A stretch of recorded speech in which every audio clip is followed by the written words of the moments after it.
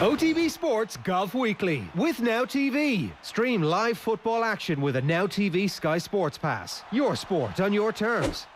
Oh,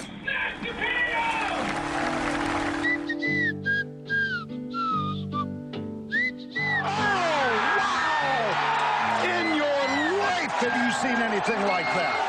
I'm a very confident front runner.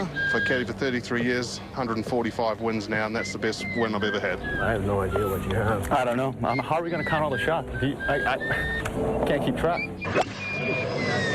Fuck!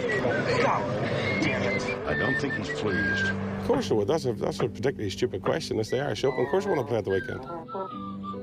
Well, hello there. You're welcome along to Golf Weekly. Much to discuss and a special guest coming your way as well. Nathan Murphy, you're not the special guest, by the way. Hello. Oh, God. Much to discuss. I know. You're doing your James Bond impersonation of Sean Connery. There's no do-overs. We're live. We are streaming live. Fionn Davenport, hello to you. Hello, Joe. Wired me the 2,000 francs and I'll meet you in Monte Carlo for a spot of Baccarat. It's difficult. Well, better than mine. It's difficult to know. Do you just power through when you make a mistake like that and hope no one noticed? Or do you... That's the advice that Gary Lineker got off Des Lynam. Is it, yeah? I mean, yeah, I could have when he come first took over. I meant to discuss... you are watching OTB Sports Golf Weekly with... I messed up the Golf Weekly there. With thanks to Now TV. I haven't spoken very much today. I think that's the point. With thanks to Now TV, you can stream live football action with a Now TV Sky Sports Pass. It is your sport on your terms.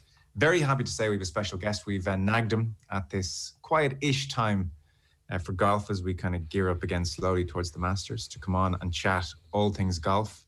He is James Corrigan. He is the golf correspondent with the Daily Telegraph. James, hello. You're very welcome. Greetings, Joe. How are you? It's obviously a tough audience, this, isn't it? They're brutal. They're brutal.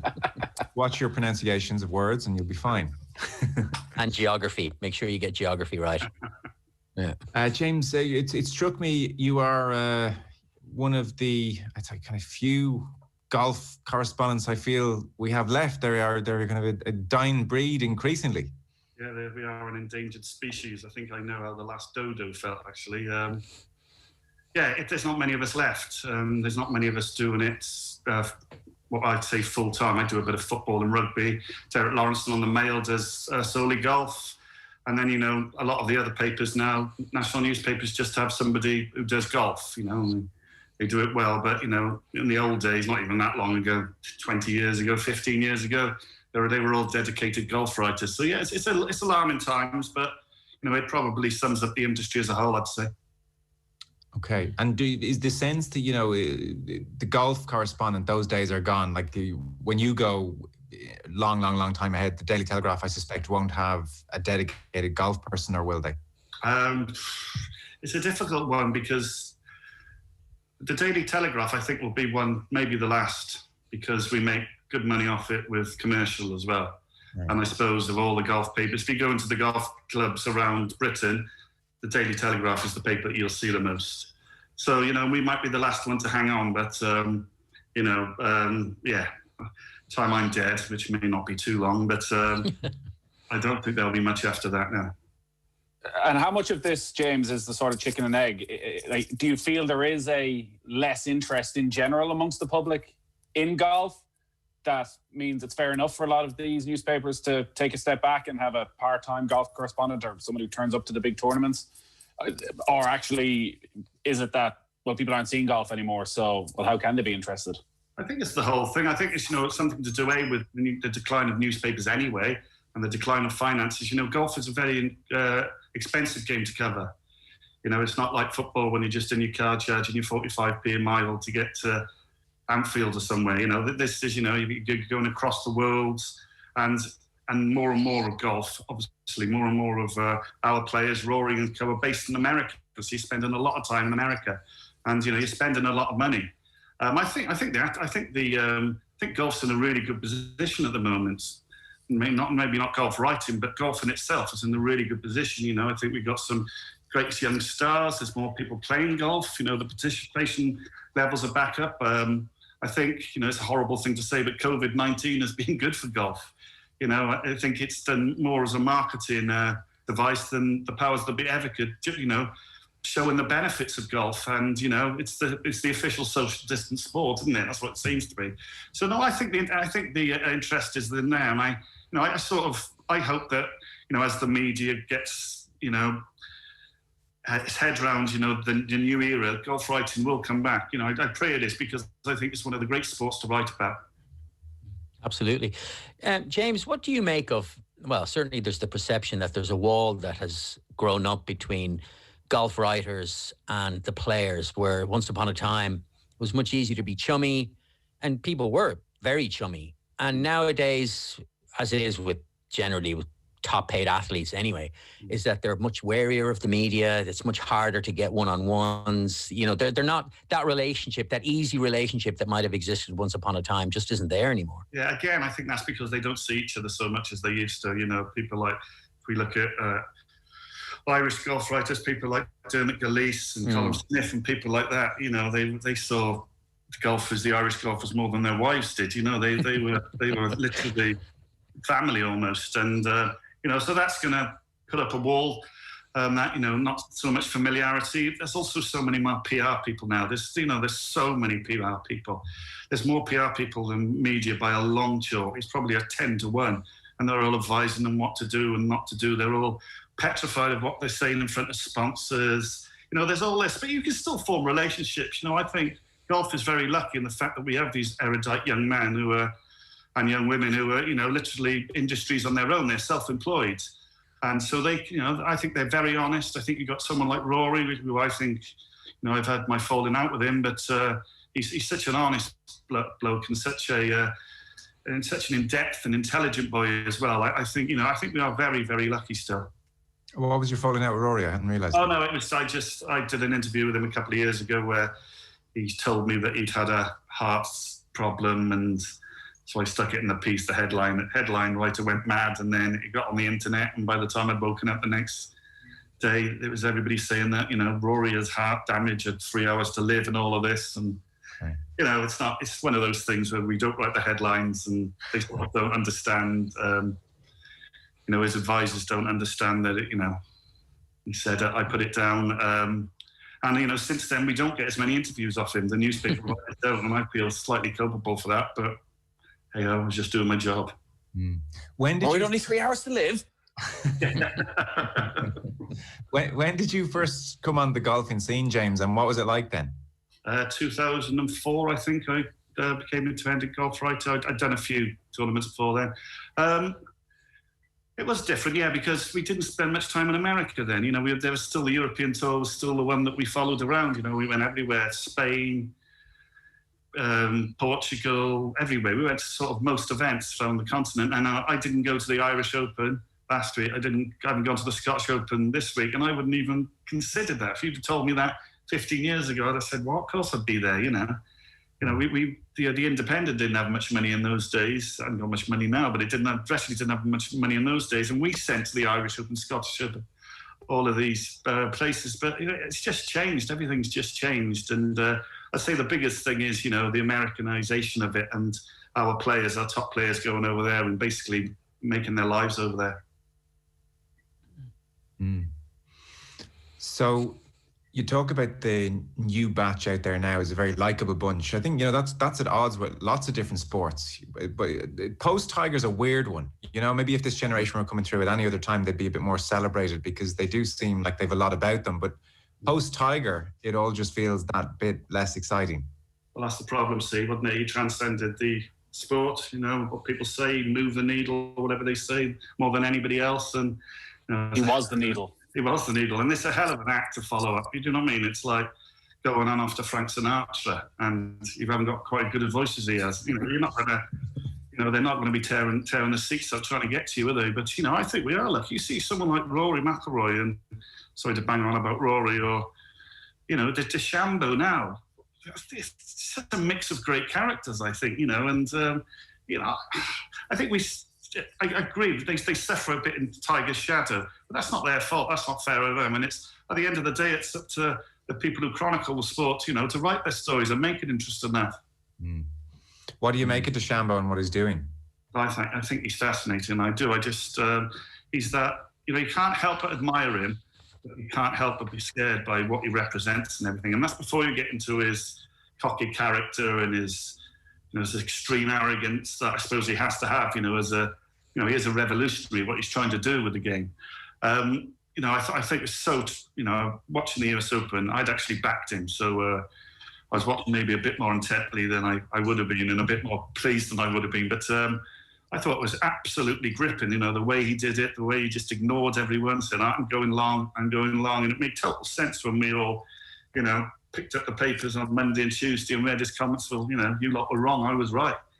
And, you know, I think a lot of us were eating humble pie, you know, and I just feel what's coming next, though. You know, I think that the Masters seem so big to me now, not because of the normal things of Tiger defending or Rory trying to get that career slam or, you know, all the other stories that are always there. I think, you know, with Bryson, he's got the spotlight on him.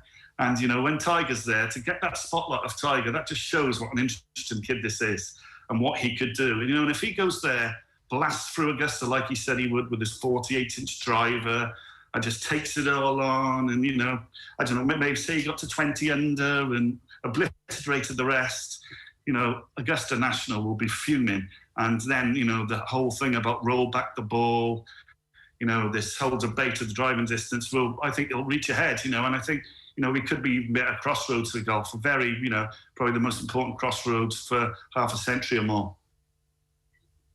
Do you think that is realistic, that if Dechambeau was to go and do that, and maybe it's not this year, maybe it's in April, but as you say, it's coming down the track, that will is there among the governing bodies to have that discussion? Or do you think they're going to find themselves eventually backed into a corner where they simply have no choice? Well, I think it's at the moment, I think the USGA and R&A want to do it. They showed that basically by releasing that survey saying, you know, something's got to be done. They mentioned the ball. They mentioned, you know, more or less a tournament ball where, you know, just the pros will use. But it's how they do that and how they fight the legal battle with the equipment makers. Now, I can imagine a scenario, say Dechambeau did win by 5 at Augusta and the Green Jackets were just up in arms about it. You know, who's got the next major? 5 months down the line, it's Augusta again. What's stopping Augusta saying, right, you want to come play in our major, you play our tournament ball? That would sort it out straight away. The R&A and USGA would absolutely love it because suddenly the decision's been taken off them. The precedent would be set, and, you know, it make their job so much easier. Their job and the litigation and everything so much easier. If there wasn't a legal quarrel, if there wasn't the potential of a battle in the courts, I think the R&A and USGA would already have a tournament ball. Do you not think, though, that if they were to introduce a tournament ball that ostensibly would make pros hit shorter distances, given that at an amateur level, you know, you've guys hitting 300 yards all the time, and all of a sudden you have the elite players of the game curtailed, that, like, at elite level sport, it's always about more than, you know, whether it's faster, higher, longer, stronger. And so all of a sudden to introduce something that would, in a way that would hamstring golf in the way that audiences would respond to it. I think it'd make the game more interesting. So I think, you know, the plus points are bigger than the negative points. I think you've got to look beyond it being entertaining as well. I think you've got to look at things like environment issues. Like, you know, there's more and more water being used on these courses. Sure. If they're getting too long, they're taking up too much space. So many trees are coming down. You know, there's so many different factors in all of this. James, could you try saying that last bit in a South African accent? Oh yeah, sorry, with the so many trees. That was a bit absurd what player said, wasn't it? But I sort of know what he means in the fact, I think he put it wrongly, but, you know, they are cutting forestation down to get to golf courses. That will happen more. And, you know, they're taking, and, you know, farmers' fields and all of that. You know, we've all seen it happen. We've seen it happen. And I think environmentally, I think golf's got a bit of a, you know, it's already pretty disgusting, you know, with all these private jets and everything. I think it'll become a bigger issue, this. But my main thing is entertainment. I think it's getting too one-dimensional, and this will add more dimensions to it. You know, as much as Bryson DeChambeau hitting 400-yard drives and pitching onto the green or just short of the green where the best miss is because he's coming from the rough, people will get bored of that very, very quickly. And if it goes further down that road, I fear for golf. And I think we need to bring back shot making. I think that's an art that's died. I think, you know, you've got brilliant iron players like Tommy Fleetwood and that who very rarely get the chance to show their, you know, to show their talents to the full extent, which I think is a real shame. And if Seve came back now, the game wouldn't be.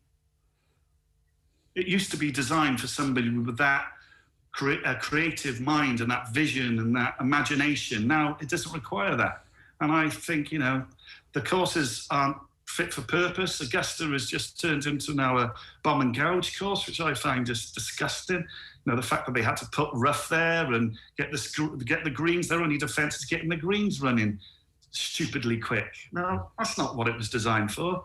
And so to me, I think a tournament ball is a must. I really do. You make clearly a very convincing argument, but when you look at what's coming through, and you're right, like the US Open was interesting because it was Dechambeau and everything that goes with him. But he was up against Matthew Wolff, who, with all the will in the world, is not a player who's going to get you excited. No. And there's any amount of Matthew Wolffs coming through that American college system, and they are being coached to play that game that he plays, because that's the game that's going to win you a lot of money. It's going to win you tournaments. And now we see it's going to win your major championships as well. If you have a sudden stop on all that, is there not a groundswell within America that actually will say, no, we're perfectly happy with the way golf is going because we're coaching all these players, they're winning money, and it's just is there not going to be a big backlash to the backlash if they do stop this? Well, the thing is, the long players will still be the long players. It'll always be an advantage to be long. But what they'll have to do, these players, is to learn how to hit more than an 8-iron into a green. Now, if people say, oh, this is terrible, I've got to use a 7-iron now and again. Well, seriously, go back to the amateur ranks. It's not, the game needs to do this. And I can't see any golfer moaning because suddenly he's got 190 in when he feels he should only have 120 in. It's going to be the same for all of them. Distance will still be the main factor or a key factor in it. Maybe not as important as it is now.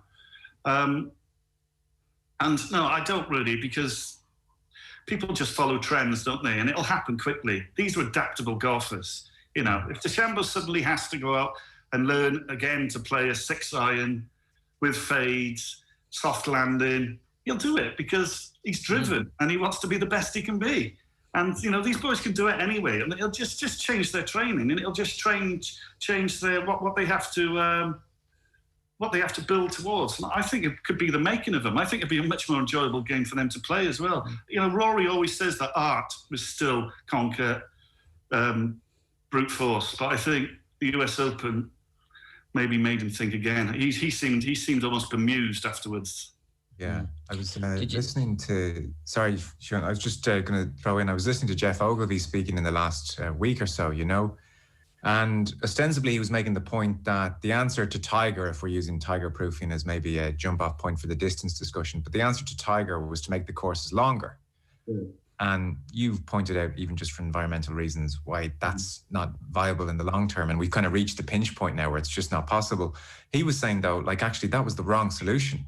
He said, perversely, if they had made courses shorter, it would have asked a different question. Like the courses now, because they've tiger-proofed them, only ask one question, and that question is distance.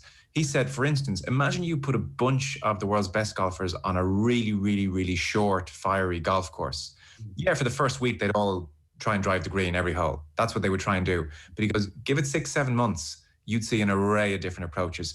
Whereas the modern course now doesn't give you the option of a different approach. There's no angles, there's no options. It's just hit it there. And, the greatest thing about Augusta used to be, you could come from the right, you could come from the left, depending on how you saw the hole. There were millions of different ways to play it. There's one way now. And if you don't, you don't win. And that to me is a crying shame. What I was going to say is, I don't know if any of you saw this, but we got an insight into Dechambeau's strategy at the US Open this week. Jonathan Wall at golf.com wrote this very good piece where he interviewed the, what is he called? He's the ball fitting manager at Bridgestone, which is the ball that Bryson uses. And they got the Friday before the US Open, Bryson was on a Zoom call with the team, and they looked through weeks and weeks of data, testing data.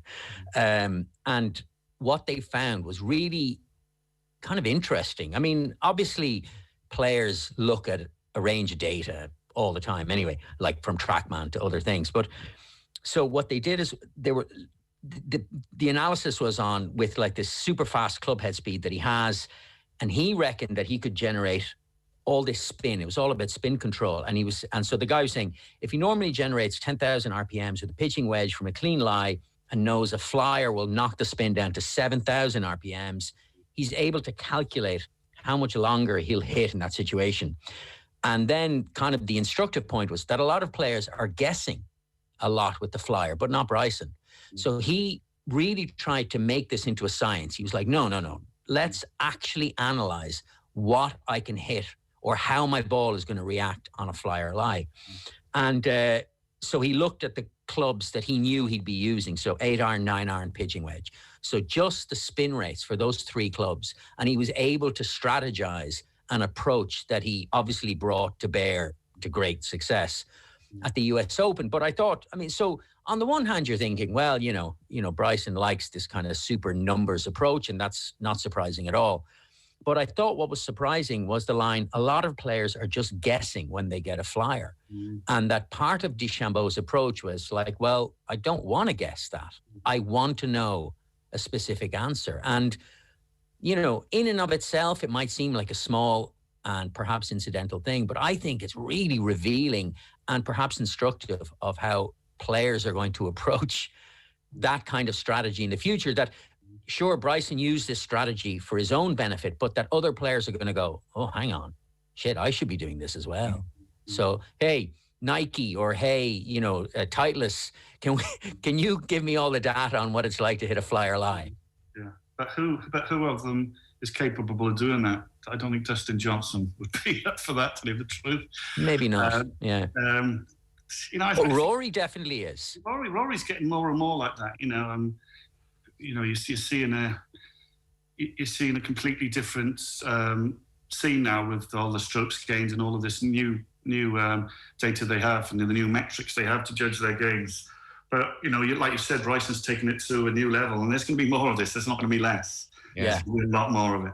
Well, I don't know if you caught it, just one of the cameras, on one shot at Wingfoot, you could overhear Bryson go over, look at the rough, and he turned to his caddy and said, it's a 10% lie. Yeah. So they had the shorthand going as to what that lie required from the ball. And I thought it was a brilliant, like the traditional pro goes over, looks at the lie, and just through experience and memory formulates some kind of response to it. Bryson is cutting through that. I thought that was fascinating. It is fascinating, but again, it's just numbers, isn't it? Yeah. You want romance. But here's the thing. But one of the things, this is not new. It might be new in this particular circumstance, but Jack Nicklaus is the first guy to do yardage books. Sure. In the early 60s. And so he and his caddy are walking courses, or he's getting the caddy to walk courses and check. Like at a time when pros just didn't use yardage books, and Nicklaus brought it to the next level. And we look back on stuff like that as being like, well, of course, like how could you go out and play a round without a yardage book in your hand? But the idea that Nicklaus was doing this kind of stuff, so it just strikes me as this is just the next step, and it's the next player just progressing the game along. Yeah. What comes after this? What comes next? Yeah. It's going to be very, very interesting. In some ways, one of the many, many, many reasons I'm looking forward to Augusta is that it will really, for me, crystallize where Bryson's game is at, because with winged foot and with other courses, he drives it and the camera sees the ball bouncing somewhere in the fairway, and the commentator goes, whoa, that is way down there. And, I take his word for it. But actually, I want to see where Bryson hits it on 18 at Augusta. Yeah. Then I'll understand what we're talking about. And I can't wait. Think of Tiger in 97 where he'd 100 yards into 18. Yeah. That's what I'm looking forward to. Yeah, because we know exactly the spots you should be. Totally. But if he's suddenly got a wedge into 18, you're thinking, hang about. And James, is there room? They Tiger proofed it obviously already, probably several times over. Do they have much room left, real estate wise, to? They're tying up the whole of Augusta, aren't they? So they've got as much room as you want. But I think there is a passion within the Green Jackets not to keep doing that. They want to protect the integrity of the course because they still want it to be recognisable as Augusta. And that's why I do believe that if they think that Dechambeau's taking the mick a bit, they'll do something because they don't care. And, you know, they're the ones with the bottle to do it and with the money to do it. I wanted to ask you, given that you've been out there for a good chunk of the Tiger years, what were your observations on him as a person, as a competitor, as the mystery wrapped in an enigma that he is? You know, we've read all the books, we're all kind of obsessed with him in some respects. Your memories, any stories, any kind of thoughts on him? I remember once calling him Jack at a press conference. Can't blame the headline writer for that. I tell you what, it was in Limerick. It was in 2005 for the Jacob McManus. Yeah. And it's one time when, you know, there aren't any Americans in the press conference, so it's just the Brits. And I think, you know, he never had much time for us, probably quite correctly, seen as the way he was treated by some tabloids. But anyway, I was going to ask him about Jack Nicklaus, because, you know, about St Andrews the next week, I think it was, and it was Jack's last Open. I was asking about that, and I was thinking up this question. And I just went, Jack. And I meant to ask him about Jack. And he said, no, I'm Tiger. So, and everybody laughed, as they do anyway. I got the question out. And afterwards he came up to me and he said, I'm Tiger. We got certain differences. And he was like, you know, he was really funny about it. And whenever I saw him after that, he always said Jack to me, which I thought was, you know, which sort of gave me a little in with him, but it didn't get me anywhere. It didn't get me any free spare time with him. And he was obviously very guarded and everything. I always think people don't appreciate. He's got a great sense of humour, I think. I think a lot of it is a bit frat, you know, in the frat house humour. You know, it's a bit lads humour, but he has got a sense of humour. And he, you know, you see these young guys now, and they sort of take the mick out of him. JT does, especially Justin Thomas, and you know, Rory ribs him as well. You know, I think he's. I think the last few years have been excellent for his, you know, for revealing his personality.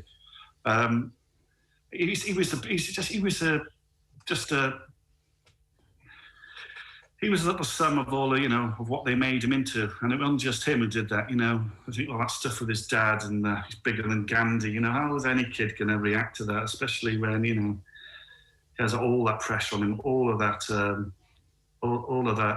exposure of him. And I think he was a disaster waiting to happen, was it? But the way he's come back from it, I think, you know, I don't think I'll ever cover a better story than him winning the Masters last year.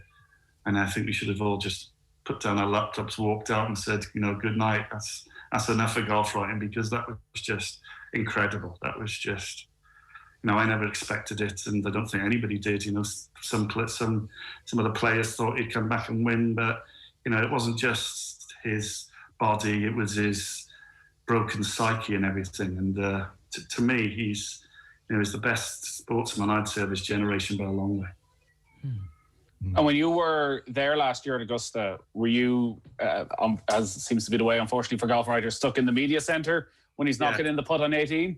Yeah, the media centre now, they've put it back to Washington Road. It's actually nearer to the action when you're in Hooters rather than when you're in the media centre at Augusta. So, yeah, we were just watching on telly, you know, because of the deadlines were actually good because he finished in mid-afternoon, so we could have gone out, but we're a creature of habit, the golf writers, so we didn't want to get too far away from the coffee machine, so we just watched it on the telly there. But, you know, I've never known a media centre, well, apart from I've done Welsh rugby games maybe, I've never known a media centre, you know, so partisan, and, you know, basically there were cheers when he won. It was exceptional.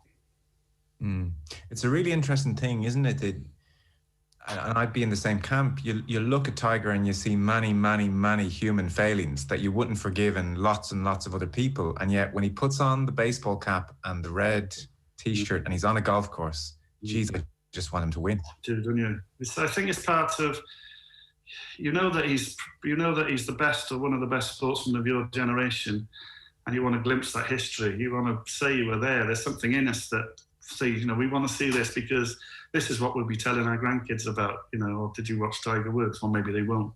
But, you know, that's what you hope they do. And you can say, God, yeah, I remember when he won this and that, and what a man he was, and saying, you know, as old people do, saying this lot of rubbish compared to what we watched, you know. And I think that is something, there's some primeval in us, that we want somebody of our time, of our, you know, he meant a lot to us when we were growing up and everything, and we root for him because of that, because we want him to be as great as he possibly can.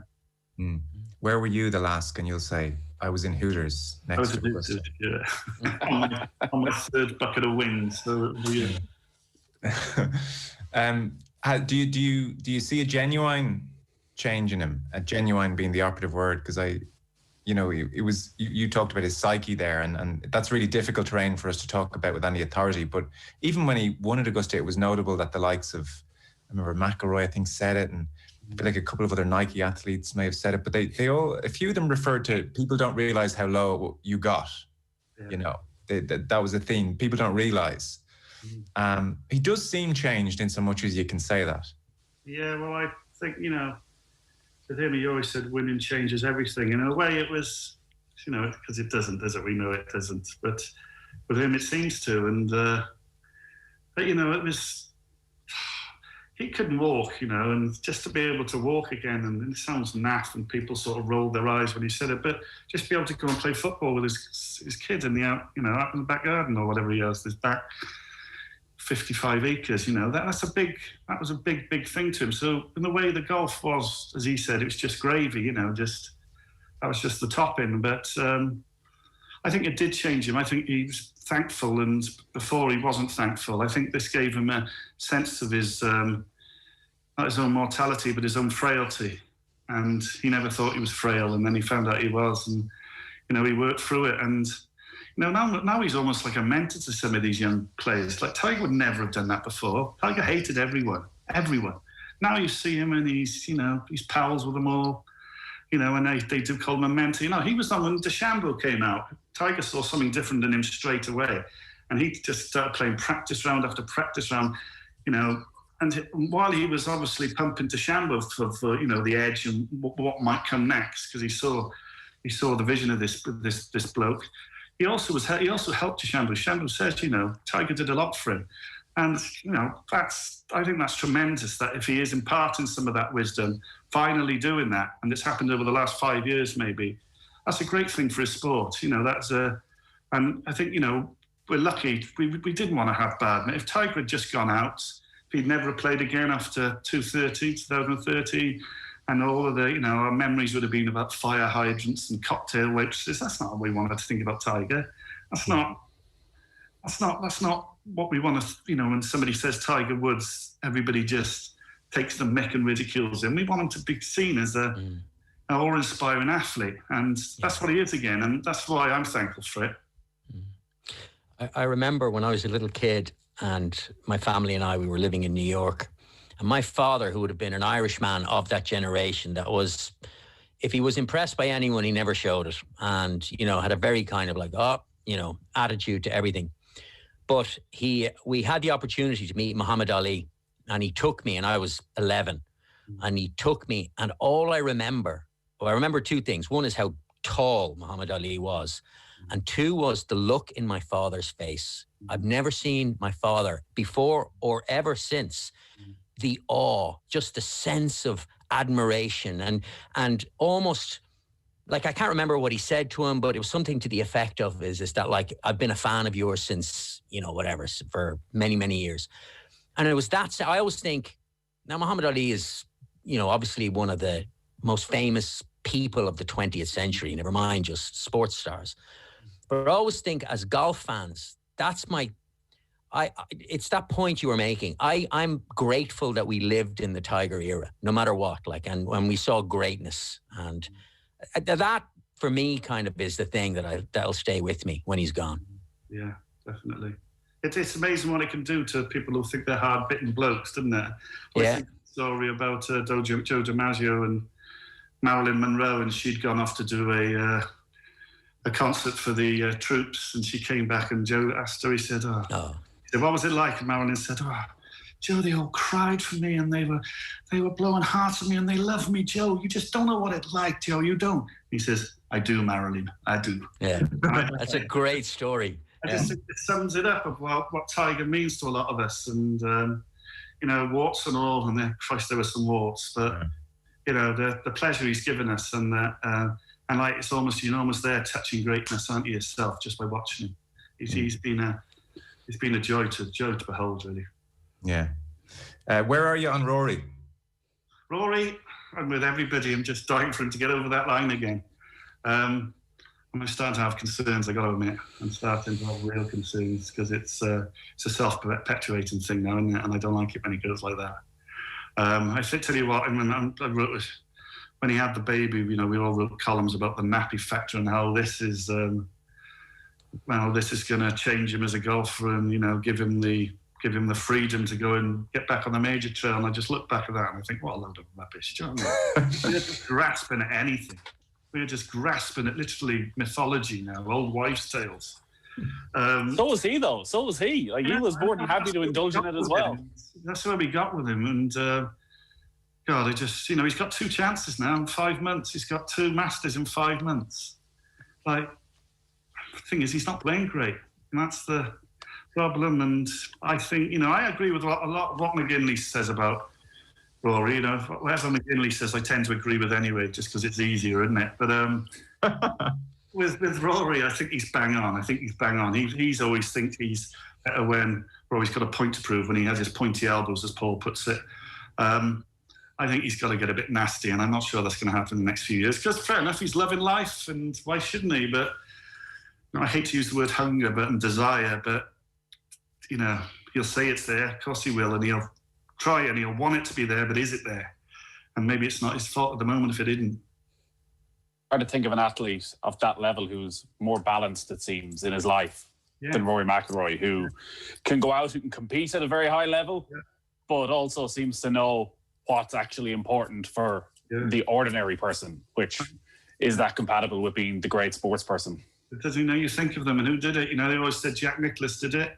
He was the greatest father as well as the greatest golfer. But, how many others did it, really? Look at them. They didn't, did they? They're all, deep down, they're all bastards, really. And I'm not sure he's got enough of that in him. And it's great that he hasn't, wonderful. He's probably had a much better life. But for those of us who want to see him back on it, and getting that career Grand Slam, because, he inspired so many people, didn't he? And he was different to everybody else. He wasn't, there is art there with Rory, and there is that X factor that you can't pin down when he's bouncing up and down the fairways, and he just makes you happy, doesn't he, when you watch him when he's playing well? And we haven't seen that for a while, not in majors anyway. Yeah, he is still. If Tiger comes on and hit a shot, you stop what you're doing, you look up. Rory, you always stop and you look up. Bryson probably increasingly, but there's less than 10 that you absolutely stop and look up. Phil. Yeah, that's usually because he's behind a bend around 6 trees. Did you have many dealings with Phil? Because I don't know. Maybe it's just the last couple of years in particular, but I think we all love the man. Yeah. I've didn't really have. We were just in usual press conferences. I never really warmed to him. I got to be honest. Give me Tiger any day. Because one thing I didn't like about Mickelson, if he'd have a bad round, he would not do media, and fair enough. But if Tiger ever has a bad round, he always stands up. Always, you could count it on one hand the times he's ducked out and chosen not to do media straight after the round. And Mickelson, you can count on one hand the times he has done media after a bad round. And he's done stupid things like that, putting the ball going down the hill at Shinnecock and stopping the ball and other daft things. And I've never really warmed to him, I've got to be honest. But he's great to watch, brilliant to watch. But you can't. Not everybody can be your favourite, can they? You've got to have the people you don't get and that other people just go mad for. I love the fact he signs every autograph and everything, but even that I saw as a bit of an act, I've got to be honest. Did you? Yeah, and it just turned into his thing, didn't it? That he'd sign the autograph, even if he didn't bloody want one. I've seen kids running down the ferry trying to get away because they've already had 10 this week. But no, I don't want to slag him up because he has, the kids do love him and he goes out of his way, but not for me. Yeah. Who are your kind of favourite guys on tour that you have warmed to? So Rory and Tiger. Who else kind of made an impression on you over the last 16 years? Westwood, probably the most, more than anyone. Really, yeah. Yeah, I think he's I think he's just got it. I think he understands it. I think it's sad in a way that he hadn't won a major. He'd definitely deserved one, but he doesn't let that dominate his life. And you know, even when we're talking about Rory then not winning a medal major, and if he doesn't, should he be bothered? Well, I'm not sure he would be. But when he looks back on it all, I think Westwood will always be bothered he didn't win a major. But he talks more sense than anybody when I think about golf. He's terrific to watch. I think he's a great golf to watch. You talk about stopping. I'd always stop to watch a Westwood drive. Maybe not one of his chips, because anything can happen over one of them. But no, I love watching Lee, and I think he's just he's got that sort of northern humour, you know, North England humour, and yeah, he's just a funny guy to be around. A few other bits and bobs from the week before we let you go and wrap up. The Irish Open, I mean, I didn't see too much of it. Work dictated that I was busy at Galgorm Castle. Obviously, the field wasn't stellar. Nathan, the Dermot Gillespie had the story in the Sunday Independent that it won't be a Rolex event next year. I think there'll only be 4 of them next year. So from a European Tour point of view, you know, the PGA Tour's just signed an $800 million contract with the TV companies before COVID hit. They're kind of in the safe house and happy. European Tour's got some big issues now. Yeah, and I guess we knew this was coming down the track, and the European Tour had big issues pre-COVID, and whatever weaknesses there are in society and in sport have been really exposed. Like, I'm sure James can talk about the big picture of what's going to happen with the European Tour. It's hugely disappointing from an Irish Open point of view. From, like, we'd been there in the dark years. I know James was there as well, where it was just about surviving, where Harrington might be the only player in the top 50 in the world. Maybe even the year he won in Adair Manor, he may have been the only player in the top 50 in the world who turned up that week, to McIlroy's involvement, to John Ram being a 2-time champion, and it feeling like it had a place, not just in the European Tour calendar, but in sort of the world golf calendar, that more and more players were going to turn up. And from, if it's not a Rolex Series event, like, Rory ain't going to show. John Ram ain't going to show. And it was fine watching it on Sunday. It ended up in a dramatic enough finish, and Aaron Rye, it's this, you know, brilliant drive down 18 where you think, God, this guy, you know, he's going to birdie it. We're going to have a playoff, yet another Irish Open playoff, and hits the most shocking approach shot into the rough, can't get out of it, and blows his chance. But it was, like, I was watching it here with my mother-in-law, who's mad into her golf, and like, she is looking at this like, who's this guy? Who's this guy? Who's this guy? Like, if you're not a golf nerd, you're looking at that leaderboard and you're wondering what the hell's going on. And John Catlin wins. He's won, what, twice in 3 weeks? He's won in Galgorm, which turned out to be a far greater test than anybody expected, maybe due to the conditions. And he's won at Valderrama. And as somebody just pointed out, I think he won about 400 grand. He won less over winning those 2 events than you would win if you won one of the reverse tournaments on the PGA Tour. So the Puerto Rico Open or one of them. I think Victor Hovland won it and he got 550 grand. So that's the level you're at. And you look at the sponsors that are involved in golf in Europe, Dubai Duty Free, look at their name. What are they based around? Travel. Like, these companies, where is the money going to come from to prop them up? So yeah, I don't know what sort of Irish Open we're going to have. Maybe if you get back supporters there, you go back to somewhere like Lahinch, you get that festival vibe and you get something, and Shane Lowry plays and Harrington's there, and yeah, there's a little bit of excitement, but geez, it's pretty grim, I think, looking at where it's going. It's worth even just looking. I mean, Nathan mentioned the numbers. So John Catlin won 199,750,000 euro. So it was €1 million last year, €1 million in 2019. Sorry, yeah. And even Russell Knox won in 2018. He got 998 grand. The year before it became a Rolex event, Rory won it and won 666 grand. So the prize money has gone down to a fifth of what it was this time last year. And as Nathan said, like, you can't draw anybody with such low numbers. It's all, I mean, and, you know, even if some super rich benefactor was to come in and go, you know what, I love Ireland, and some rich American billionaire goes, here, I'll put up the prize money. But like, that's it. I mean, it's in bad shape, and it's very disappointing because even just the other day, they were hoping that it would be restored to the Rolex series, but the news that it isn't is really, really bad. James, what's your perspective on events like the Irish Open and the European Tour generally? Oh, well, it's in trouble, isn't it? I think it's prime for the plucking by the PGA Tour, and I think the PGL, this golf league that they're going on about, which has loads of Saudi money behind it. I can see that, accelerating it even further to a world tour. And I think for tournaments like the Irish Open, I think that'd be good news. There's no way the PGA Tour wouldn't have a tournament in Ireland with Americans' connections with Ireland. I think it could be great for things like that. You're talking about money, but it isn't just money. Look at the Scottish Open this week. That's $7 million purse. That's a lot of money. That's proper money. And they've got one player in the top 20, is it? And Tommy? Yeah. That's it. So what? It's not that much better of a field. It's got Westwood and Willett and Wallace and a few of them, but it's not that great, much better a field than the Irish Open. And even before COVID, if you looked at say the South African Open last year, the one at Sun City, that I forgot what it's called, the Nedbank, and that was 7 million, and I think that was $8 million actually. And Tommy won it. He was the only member of the world's top 30 there. He put $8 million up. Now imagine if you're the sponsor and saying, "What? This is $8 million." It's not just about money.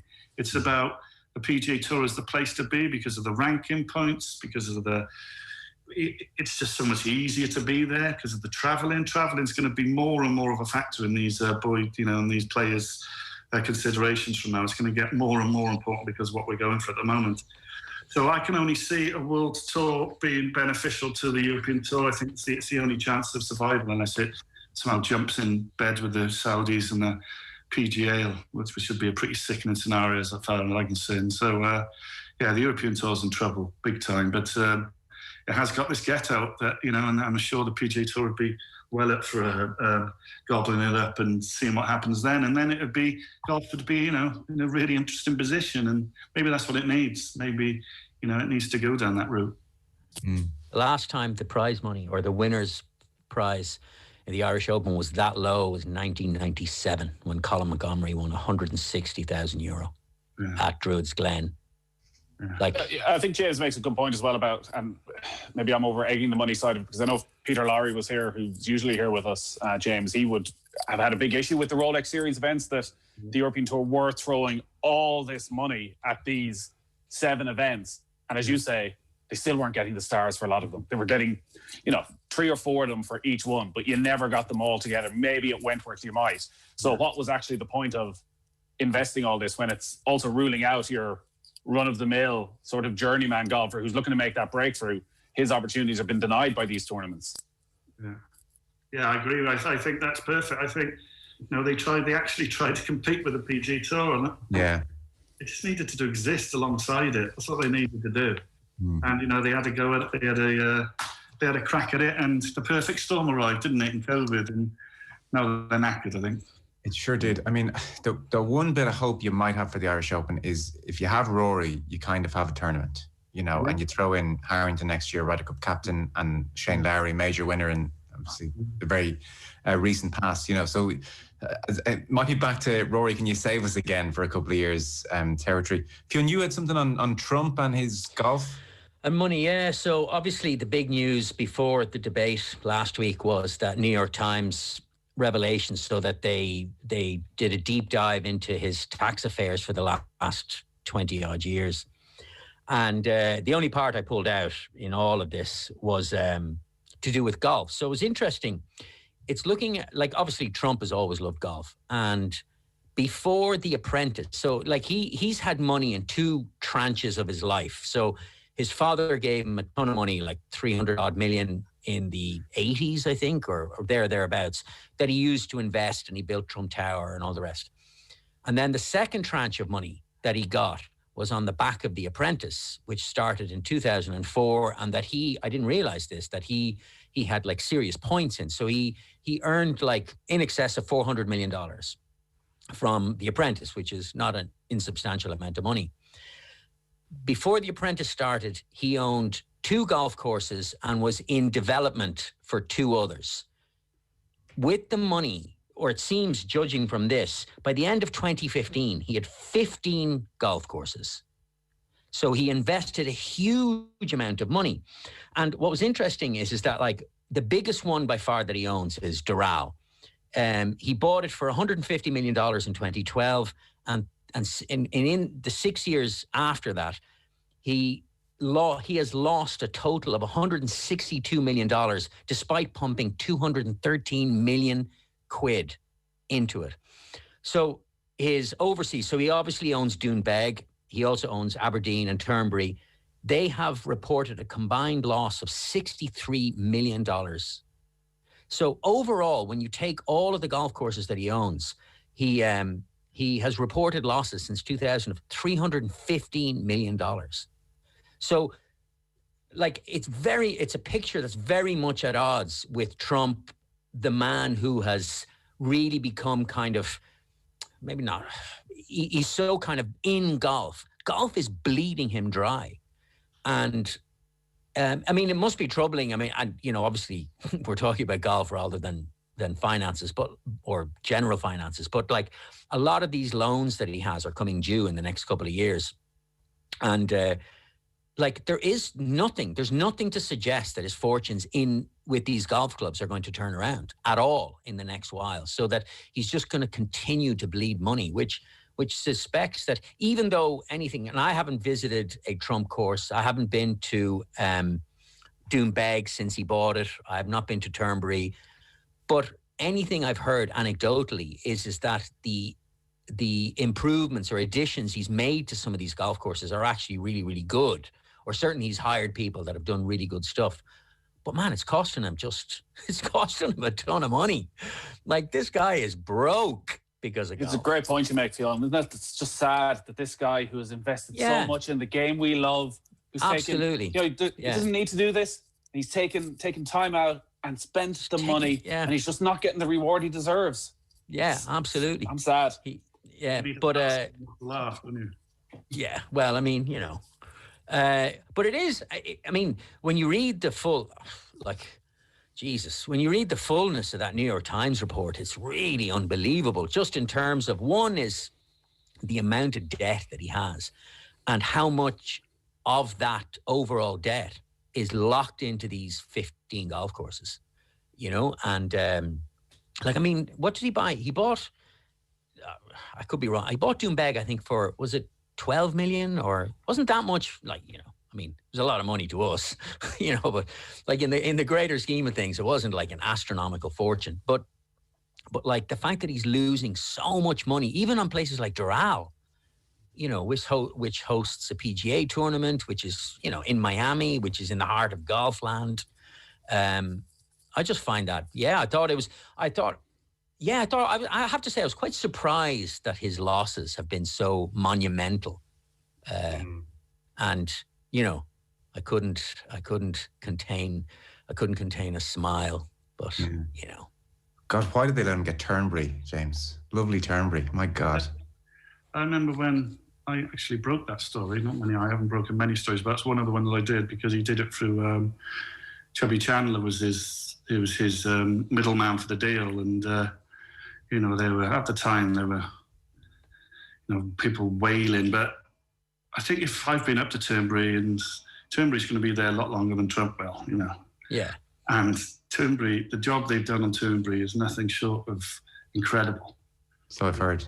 Oh, it's absolutely brilliant. And it's a shame that it won't have an open as long as that idiot's alive, because I think you'll realise what he's done around the lighthouse and all of that. Never mind about the hotel, which was a faded glory, which now is back to its best. But the course is absolutely remarkable, the job they've done on it. So, part of his legacy is going to be good, well, at least, in the west of Scotland. But,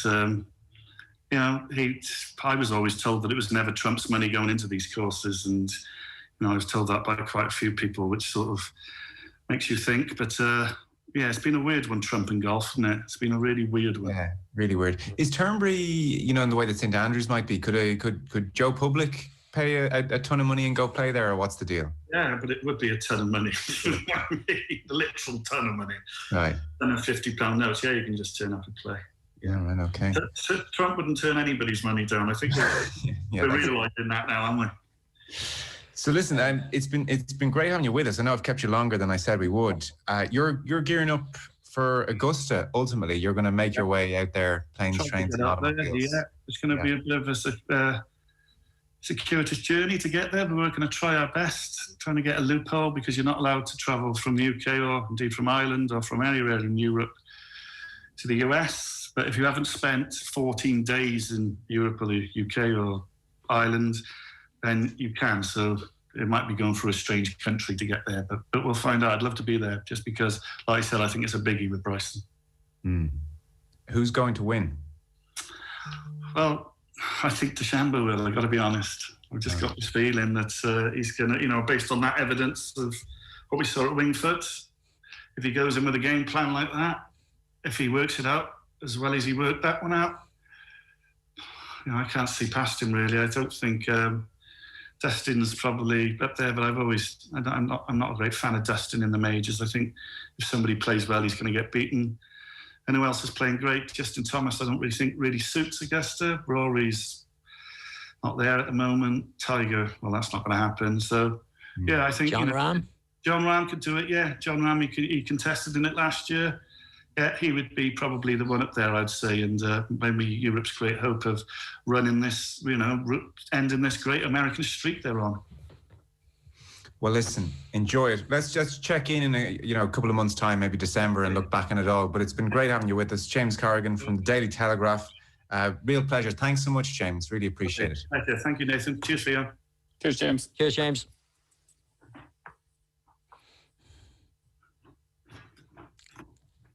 There you are. Great to have James with us. So we will wrap things up. I think, fellas, we're pretty much done. Anything major on the horizon over the next couple of days? We've got the Sanderson thingamajig, and we're in Scotland. That's about the height of it. That's as good as it gets. That's as good as it gets. I'm Scottish Open. Grand. Are you boys playing any golf? I played my first round, I'd say, in about 9 months last week. And it was my typical round, I guess. When you play for 9 months, you can't expect much. No. By the end, I was driving incredibly. It was just a shame. I thought that it's going to be several more weeks before I get out again. Yeah. Chipped in for a beautiful par. That was just, I was like, I missed this. I missed the freakish nature of it. I'm playing Wallasey next week, which is a very nice Wallasey. course in the Wirral. Yeah. Do you know Wallasey? No. In the Wirral. Yeah. Never heard of it. It's a lovely links course. Huh? Right. Golf is still on, even in total lockdown, is it? No, we don't have total lockdown here. Where apparently there's, according to rumours, is that we're going to have a circuit breaker. So a 2-week lockdown at some point in mid-October. So it says, but who knows? So I'm trying to get as much, a circuit breaker, they're calling it, to try and get as much golf in beforehand. I played my Wednesday comp yesterday, and I texted Joe that I'd won. So I had 37 points in a pretty good wind. And so I was really pleased with myself. And then I looked late last night at about 11 o'clock, and somebody had omitted to post their own score until later on. They came in with 42 points. I was just like, I'm beaten into second place. I was heartbroken. They just played really well on their own in their own marking. Yeah. 42 points in like a fairly kind of, you know the way golfers love to go, it's blowing a gale, but it wasn't blowing a gale. It was just like one of those nasty little cold, wet winds, And, but yeah, I was very pleased with my 37 points. Not enough to earn the few quid that I can buy golf balls with. Well, keep it going. We are pretty much done. So Golf Weekly, as ever, was with thanks to the good people at Now TV. You can stream your football action with a Now TV Sky Sports Pass. It's your sport on your terms. Great to get James Corrigan on. Well worth the follow on Twitter is James. Oh, yeah. So enjoy that. And we will talk to you next week. Nathan, thanks very much. Fionn, thanks very much. Cheers, Joe. Cheers, Nathan. With Now TV, stream the Premier League, Serie A and EFL Championships live on Now TV. Your sport on your terms.